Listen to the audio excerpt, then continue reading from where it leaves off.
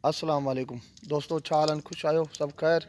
अलाह जे फज़ल करम सां तव्हां ठीकु ठाक हूंदा, जिते बि हुजो ख़ुशि हुजो, आबाद हुजो, पंहिंजे प्यारनि सां गॾु असांजूं दुआऊं तव्हां सां गॾु। सुबुह जो टाइम आहे, ॾिठो तव्हां दोस्तनि सां सलाम दुआ हेलो हाय थी वञे। हीउ नंढिड़ो मूंसां पंहिंजे भाणे जो गॾु आहे, मिस्टर छा नालो अथई? नालो छा आहे तुंहिंजो? नालो यार मूंखां विसरी वियो आहे, ईमान अली नालो अथसि। ऐं जेको सो हीअ आयो आहियूं मस्जिद, हीअ जामे मस्जिद न पर नंढी मस्जिद आहे। साईं मोहम्मद हसन लाखो मुतवली आहे साईं, ऐं अब्दुल लतीफ़ लाखो साईं पढ़ाईंदा नमाज़। हीअ मस्जिद सगोर जेको सो असांजे ॻोठ जी नई मस्जिद पासे में ठहियलु आहे, ऐं उन सां गॾु गॾु वणकार बि आहे।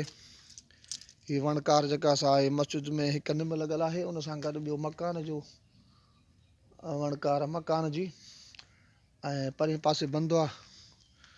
हीअ ॿोॾि बि थींदी आहे तक़रीबन असांजो इलाइक़ो, ॿोॾि जे इलाइक़े में हीअ जेको सो पाणी सां हूंदो आहे, सॼो ढकियलु हूंदो आहे।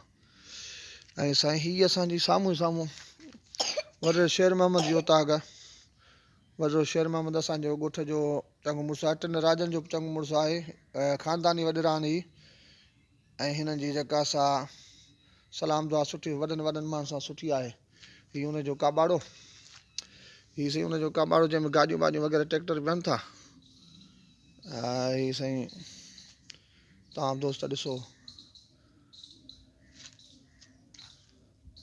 हीअ साईं उनजो ओताक जे पासे में ठहियलु हीअ ओताक जो मंज़रु। पाण हींअर शमूलियत कई अथसि पीपल्स पार्टीअ में, मलिक असद सिकंदर साहिब ॾे साईं मुराद शाह जे पार्टीअ में शमूलियत कई अथसि। अलाह साईं ख़ुशि रखंदुसि हर कंहिंखे। हीअ दोस्त हीअ वॾे शेर मोहम्मद जो ओताक बैठक अथसि। सुबुह टाइम असां अचर ॾींहुं अॼु जेको सो चकर जो मूड थी पियो, असां जेको चकर ॾियूं वग़ैरह घुमूं फिरूं, तव्हां दोस्तनि खे बि घुमायूं, ऐं जेको सो ॻोठ जा नज़ारा तव्हांखे ॾेखारियूं।